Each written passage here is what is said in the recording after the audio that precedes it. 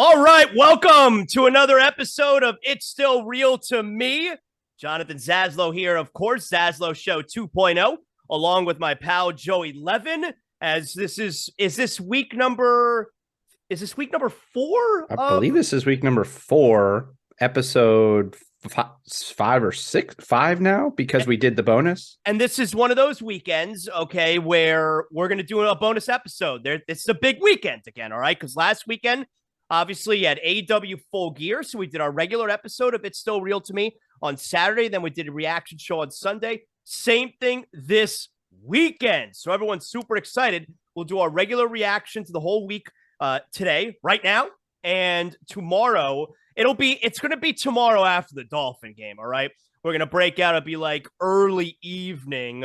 We'll have a Survivor Series War Games reaction show. So this is another, weekend. We're giving the bonus episode.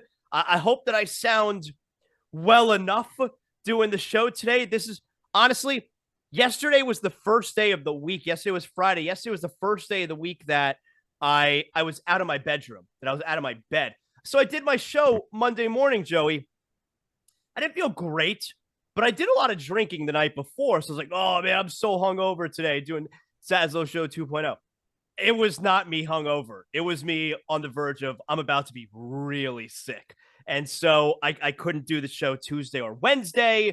And I was in bed the whole week, man. 103 fever for 2 days in a row. Thought I was dying. And we're back in front of the microphone today for It's Still Real to Me. So I hope I sound all right.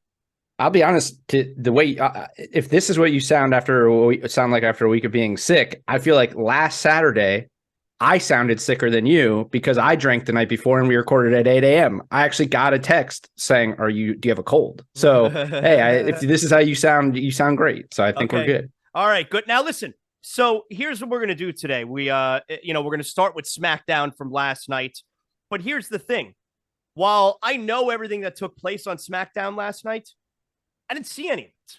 And I didn't see any of it because they're like, the whole thing, yes, it was a shit show apparently with the start of SmackDown because I wasn't planning on watching SmackDown live last night anyway. Obviously, I didn't watch it live because I ended up not seeing any of it.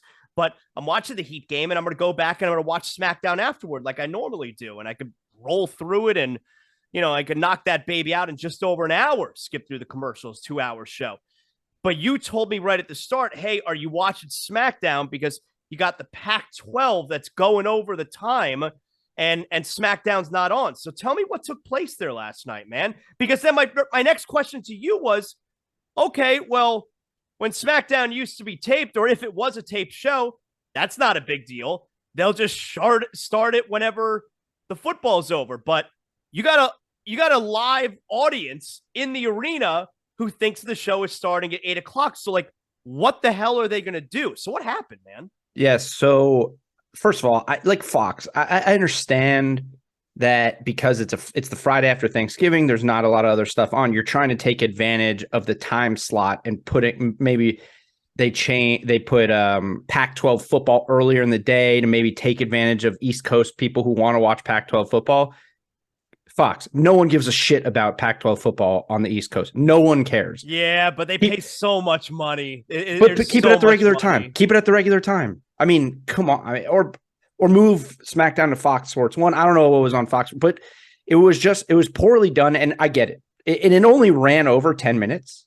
But the problem was no one knew what the plan was. So, like, there was no tweet from WWE. There was no tweet from Fox, like, Pac UCLA whatever's running over. And what was going on FS1? Like because I don't know. TNT and TBS play that game where, hey, start of the game is going to be over on our sister station TBS. ESPN, ESPN2 do that. So what the biggest issue is that because there was no announcement of the show starting later, the natural inclination for everyone in today's age is, well, go to Twitter. What the hell is going on? What's the deal? When's SmackDown going to start? And because they didn't announce that. So what they ended up doing was they started the show like they just delayed the tape. They showed it on tape delay 10 minutes late, basically. But it was live on BT Sport.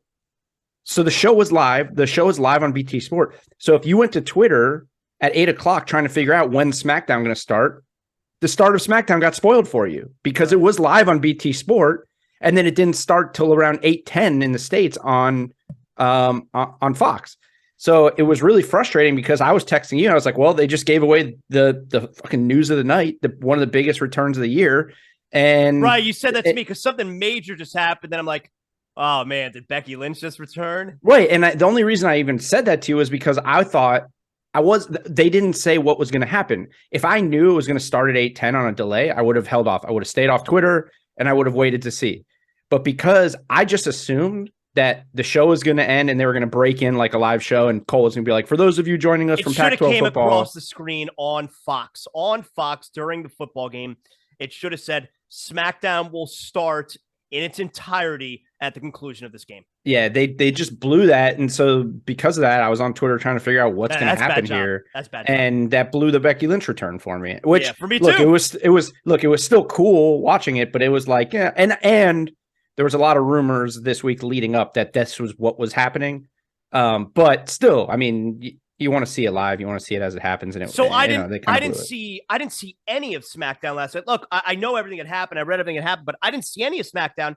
And I got some. Oh, then that means I got some good stuff for you today because there was some good stuff that happened last night that maybe most people don't know about unless you're like really deep in the Twitter world. Okay, well, I don't know if this was a result of the confusion last night of what happened, but I went to my DVR to watch it after the Heat game last night, and it recorded SmackDown from last week on FS1. It's like, and don't tell me, oh, Zaslow, you were watching the episode. No, it said it recorded it yesterday, 11:25, and it was from FS1, and it was last week's episode. So I don't know what went haywire there on my DVR that it recorded the wrong channel and the wrong episode, but as a result, I didn't see anything last night. And based on what I saw, there was some good shit that took place. Like, it seemed like a fun little show. I love SmackDown too, by the way, the fact that it's only 2 hours. Just knock it right out, man. Get all the good stuff out there. And the great part about last night's show is that it was a go-home show, but 75 to 80% of the show had nothing to do with Survivor Series tonight because I think under normal circumstances, like we're not even going to talk about Raw because everything on Raw was just a preview of Survivor Series. So it's old by the time we do our reaction tomorrow. But I'd say the majority of SmackDown was stuff that it has nothing to do with Survivor Series. They still did a good job. Like they revealed that Becky Lynch is the 5th member. And they did the advantage match for Bloodline and Brawling Brutes. But other than that, everything else was basically other storylines for after Survivor Series. And it was a really good show. So Becky returns, which is a lot of fun. She looks like $1 million. She looks fantastic. She's back as the man. All right. We knew that was going to be the case when she got hurt. Well, was it SummerSlam that she lost to Bianca? She was hurt in that match. She did the turn afterward with Damage Control, making their debut. And we knew she was going to return as the man. She was done with big time Bex. All right. So, well, I will point out that she is the man. So she's back as the man because the man is her face persona. Yeah. But I will say, Michael Cole did say something on the broadcast, something like, he said there's a 5th member and it's big time or something. Yeah. Like he made a reference like that. Yeah. But she's back as the man. That was the whole Jumbotron and everything. Yep. She's got the leather jacket and the whole deal. So it makes sense. She's back. She's there to kind of, finish what they started with Damage Control and her and Bianca being on the same side. But I think my biggest takeaway from what happened, though, was I guess you had a moment there where you had a little bit of a Becky and Rhea stare off there. Mm-hmm. That's the part that's most interesting to me. Yeah. I don't remember because she's been out because Becky's been out for. Did they have a thing? Was there a thing there before she got hurt? No, I think it's just a matter of Rhea seems to be the big bad bitch right now, and it's, hey, I'm here now. Well, yeah. So my takeaway coming out of all of it was like you have Becky coming back because she got storyline injured by Damage Control, so she goes right after Bayley. Then you have the stare down with Becky and Rhea. You have Rhea and Mia Yim. Now, is she Mia Yim or is she Mi Chin? I don't know. Yes. They go back and forth. So there was some stuff on Twitter this week that she's officially going to be Mi Chin. But they keep calling her Mia Yim. But in the entrance, it said Mi Chin in quotes, and then it said Mia Yim. So I don't know what they're doing. No. But then you got that. You got Mia Yim and Rhea, but then you also have maybe Rhea and Bianca, like whoever. Like, doesn't it almost seem like Bianca's still getting lost in the shuffle of all this a little bit? Yep. Especially bringing back the biggest star on the roster. Absolutely. It does. Yeah, I don't know where they're going to go with Bianca after this event, because it's, her and Bayley is very stale. They're not going back to that. Is Rhea going to go challenge for the title? Maybe. I mean, you had that moment where Bianca and Rhea had that stare down a couple weeks ago. I would totally dig seeing Rhea in the title picture there. But yeah, I don't know what they're doing with Bianca right now. She's totally she's been lost in the shuffle a little bit. But she's got a big moment now, tonight, where she could be a big star in that cage. Well, and that's where I think it was important that, to point out that Cole still brought up the big time thing, because I think it leaves the door open for her potentially turning on Bianca at War Games and maybe setting that back up. Gosh, but here, I thought of that also, but the crowd wants to cheer for Becky so bad. Right. I think you got to keep her as a babyface. They want to cheer her so bad. And look, as far as her being babyface or heel, Charlotte Flair is going to return one day, and she ain't returning as a babyface. Yeah, I think she's going to be back for the Rumble. Feels like Rumble would make more sense for her, but whenever she comes back, it would be good. But I just love the fact, again, that I like the idea that there are factions in the women's division. But right now, Team Bianca, all 5 of them are better on their own. And I'm excited for this match. It's going to be a fun match, but I'm excited for the fact that this match is going to be over finally. And now all of these people can do something. Yeah. Becky Lynch will do her thing with Damage Control, hopefully, which is what it looks like. We'll probably get a Nikki Cross, Alexa Bliss thing. Yeah, I was going to say, hopefully Alexa Bliss can do something meaningful. Yeah, we'll get Rhea and either Mi Chin or Rhea and Bianca, and then Asuka and maybe Io can just yell at each other in Japanese for a while, because that's really when funny, man. When we have those segments. By the way, that segment was a little bit dead, and then they started yelling at each other in Japanese, and it's great. And that was when Kairi Sane was still in WWE and her and Asuka were together, and they would just come out and just yell in Japanese. Yeah. It was my favorite shit. I mean, it's awesome. So as much as we can get from Asuka, I'm with it. So real quick here, Santos Escobar beats Butch. He's now in the final. I think it's a good sign, because they're making Legado del Fantasma a serious threat, which I think makes a lot of sense, because Zelina Vega should be involved in good things. She's a great mouthpiece, and Santos Escobar can go. He's a really good wrestler. So he's going to be in the final. I'll skip ahead real quick just so we could tie together these two matches. That's a shocker, right? That Ricochet ends up beating Braun Strowman, and now you get what's going to be a great final. Now, is this final taking place tonight at War Games? Next week. Oh, okay. So you get Santos Escobar. Because it's the World Cup of SmackDown on Fox. Okay. Is how they tagged it. Oh, yeah, so it's got to be on Fox. So you got Santos Escobar versus Ricochet for the right to get their ass kicked by Gunther. So that's right. But that's going to be. But it also still sets up Braun and Gunther for the title. Well, I see, and you know what? I like that they ended up doing that, actually, because it felt so.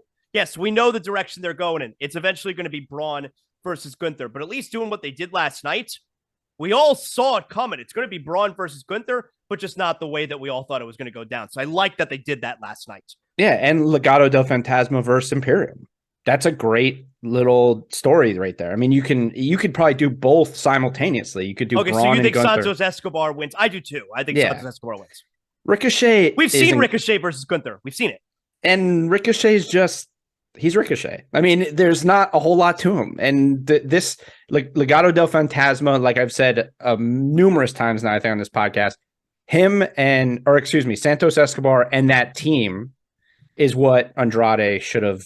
Hopefully he becomes what Andrade should have become in WWE with Zelina Vega. Like he was awesome. Santos Escobar is awesome. And I can't help. I love because Wade Barrett was the announcer for most of the time that Santos Escobar and Legado del Fantasma were in NXT. And now he's the announcer on SmackDown. And I love the way he says, Santos Escobar. And then Legado. And like the way he draws it out. It's awesome. But yeah, that team is really good. All three of those guys can go, by the way. And them versus Imperium's gonna be really cool. So 3 weeks in a row, we get now Bray Wyatt and LA Knight. They were not in the ring together. LA Knight is coming off of somebody attacking him. We all know Bray Wyatt. He was either arguing with himself or he was arguing with John Cena in the background. I don't know who it was. I didn't see anybody there, so I don't know if it was himself or not. But he ends up addressing what took place with LA Knight, saying that he had nothing to do with it. And then you got Uncle Howdy who appears. We still don't know who Uncle Howdy is. Is it possible Uncle Howdy's a version of Bray Wyatt or it's a totally different person? Like, yeah, I mean, there's rumors that it's that there's going to be multiple people that are going to be part of this crew. So, I love how they're drawing it out, man. I'm interested in it every single week, and I already told you I'm not a big Bray Wyatt guy. And the fact that I'm interested in it every single week, I think they're doing a really good job. I like this version of Bray Wyatt a lot better than the last one we saw. I do. Yeah. I know everyone loved The Fiend. They love Firefly Funhouse. I like this version a lot better. So the interesting and so the thing about this promo that Bray cut, which I guess it doesn't really matter how the crowd reacts. It's just they're reacting to Bray. I don't want to let the demon out. I'm sorry, friends. He's like, you guys just want me to be a fiend. And they're all cheering, which is interesting because I think most people didn't love the Fiend. Like I thought that. I don't know. I think people like Bray as Bray. But so the great thing, I mean, there's multiple, because we got to talk about LA Knight's promo. It was incredible. His backstage promo. But the thing you just talked about, the backstage, Bray talking to himself. We've talked a little bit about like the Easter eggs that keep getting laid within this thing. So Bray's cutting this promo. Okay. He's talking about how he had nothing to do with it. Uncle Howdy comes on. Yeah. He's like, don't believe him. He's going to tell you all these lies. The video is awesome. It's like going through the history of the things that Bray has done. Now, here's the thing that most people probably didn't catch, and neither did I. But that's why Twitter's great. During Uncle Howdy's video, there was a phone number that flashed on the screen. Okay. And if you call the phone number. No. Let me make sure that I'm calling the right phone number. No. Okay, so if you call the phone number, this is the voicemail. Let me hear it. That you hear. Patient suffers from delusions of grandeur. That's the most extreme incident I've encountered. He finds that no regimen of treatment or medication will be able to counter the imbalance of power in the patient's psyche. It's prone to disorganized thought patterns that communicate a sense of unmatched importance. Bouts of isolation seem to have amplified their inner monologue and honestly blocked out any outside voice. In short, the patient would need to think as highly of a medical practitioner as they do themselves, and honestly, that seems to border on the impossible. I'm concerned that this patient is such a danger to themselves and anyone they encounter this. Hello? Hello? Is someone there? Hello? Hello?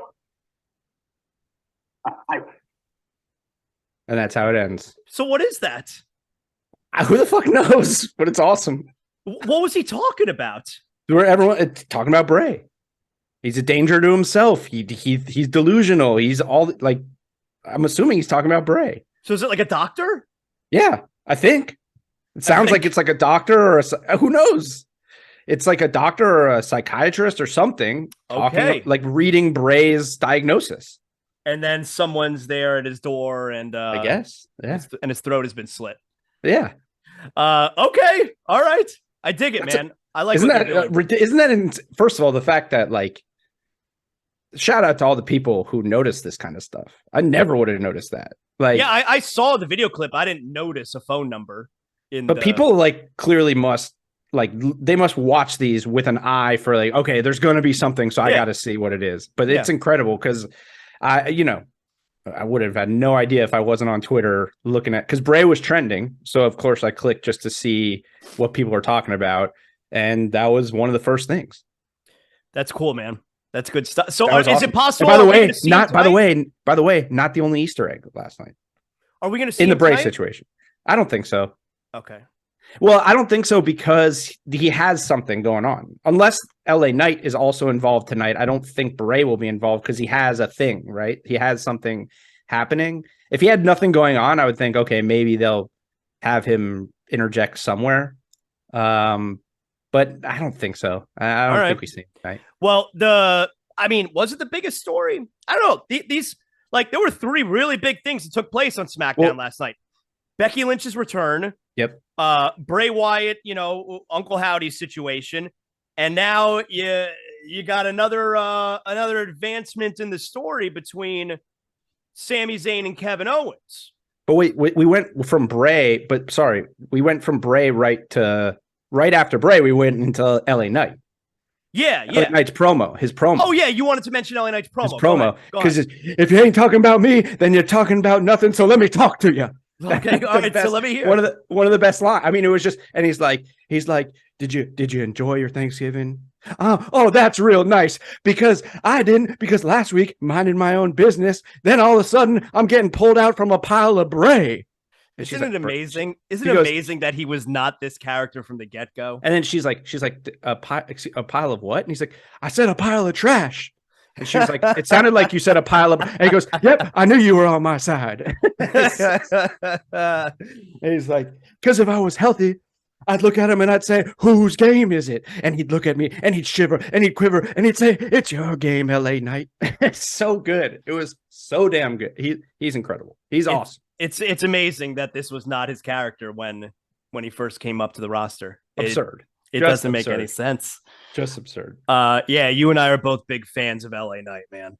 He's so good. So we see a backstage segment before the War Games Advantage match of the Usos. What was it? It was the Usos against Drew McIntyre and Sheamus.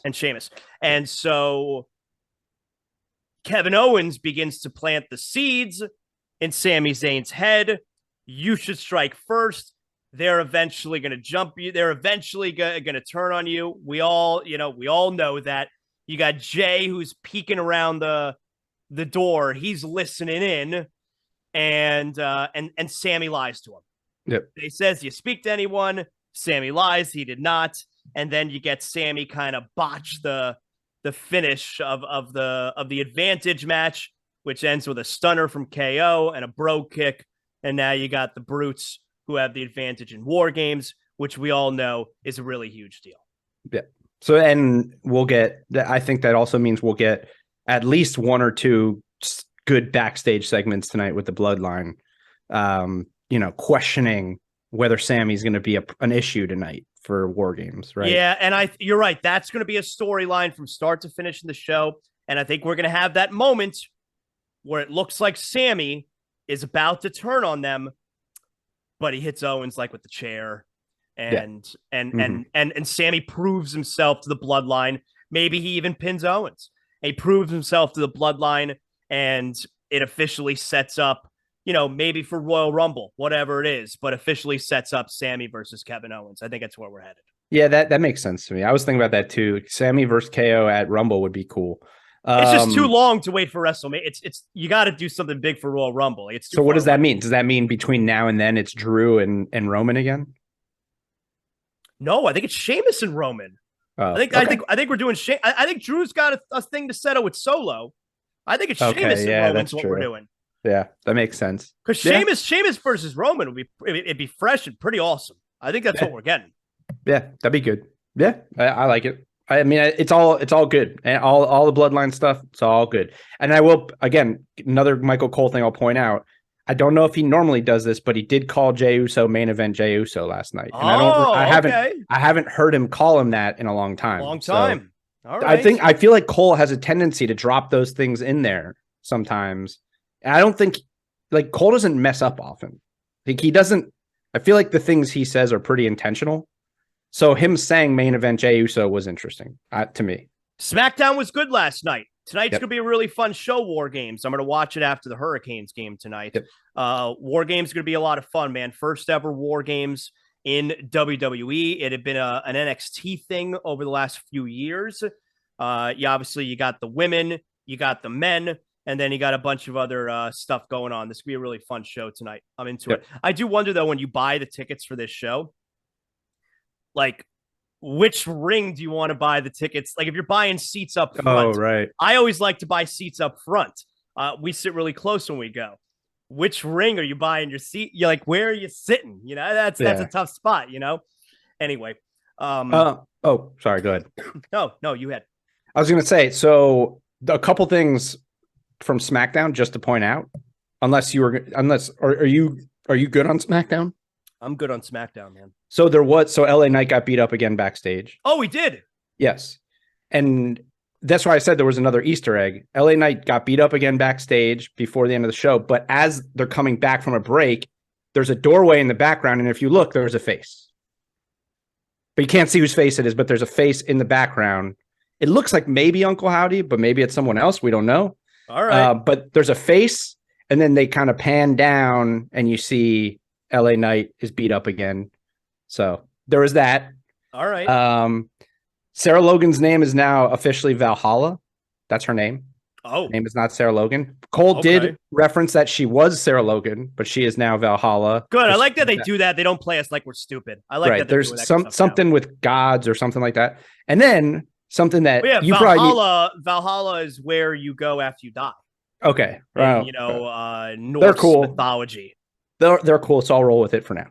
And then the last thing that you probably need to go back and find it if you can. Michael, so did you see this clip on Twitter of Dominic and Rhea Ripley showing up to the Mysterio house? Of course I watched it. I was one of the 7.5 million people who viewed it. But so they showed it on SmackDown. But the best part about it was Michael Cole's intro.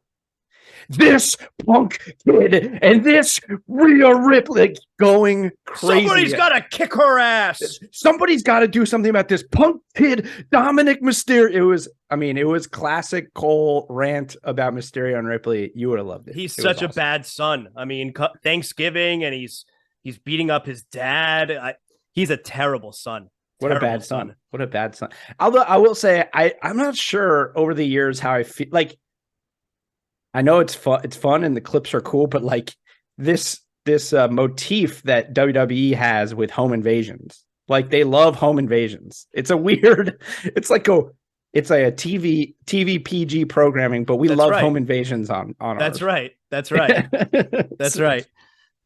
It's like when I turn to my son when I'm like, that's like murder what he just did. Right. That's really bad. But by the way, and we're going to probably get to this too. Well, we're going to talk about Survivor Series moments, but I was watching like old Survivor Series moments and Stone Cold lifting Triple H up in a car on a lift. Yeah. That went like 100 feet up in the air and then dropping the car on its head. Yeah. It's murder. It's attempted murder. Totally murder. Well, it's not murder because he was back 2 weeks later, but it was attempted murder for sure. I know you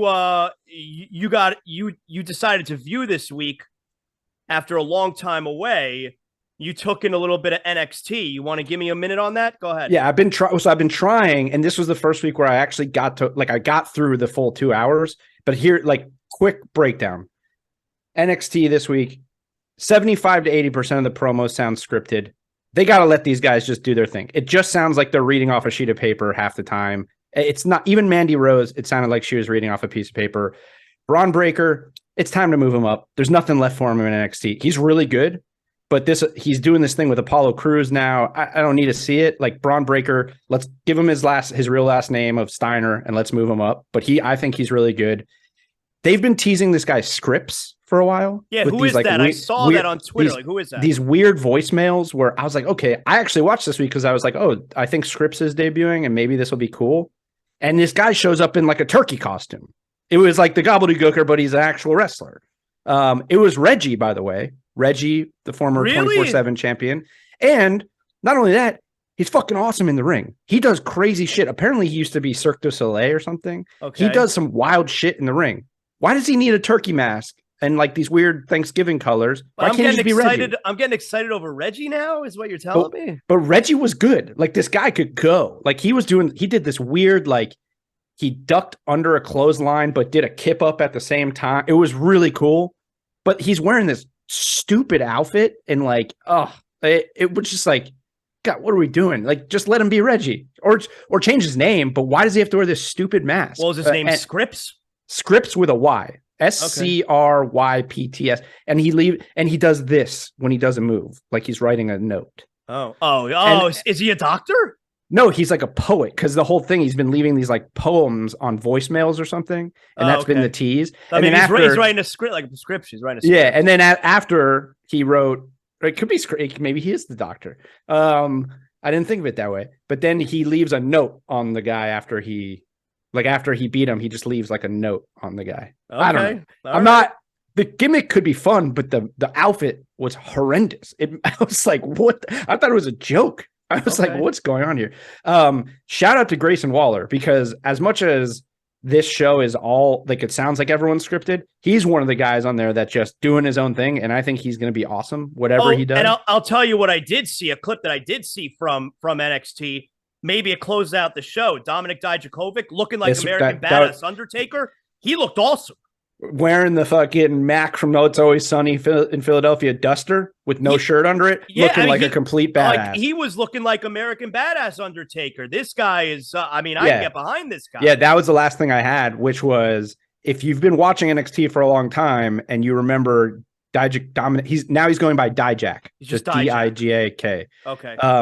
But if you remember him and Keith Lee's program, they had some incredible matches, and he is, T-Bar. Awesome. Yeah, he's awesome. T-Bar was one of the more disappointing things, because it was like, when this guy goes to the main roster, he's going to be awesome. But it's interesting. But if he attacked Wes Lee, because Wes Lee is a babyface, so Dijak's a heel. Yeah, but that's fine. I'm cool with it. I just put him on my screen. He looks incredible. Yeah, he looks awesome. The gimmick looks cool, and we know he can go, because he had some awesome matches. And it's interesting now. I feel like everyone from that group, what was that group called with all of them? Retribution. They're all back. They're all back, though. They're all pretty much back, right? Mia Yim's back. Ali's doing his Ali thing. Yeah. Dijak is back, and Massey is. That's right. Who was there? Anyone else? I think that's it. Mia Yim quit before it really got started. Right. Or did she quit? Or no. She future endeavor? No, was she Mia Yim, or was it what's her name? Was Mercedes Martinez the one who quit? No, Mia Yim was in it, but I don't remember what her name. No, but there was another woman who quit before it got started. Maybe that's what Mercedes Martinez. Maybe that's what it was. Yeah. Well, anyways, NXT, there's a lot of potential there, but there's a good percentage of that show that's still rough. But I'm gonna keep giving it a shot.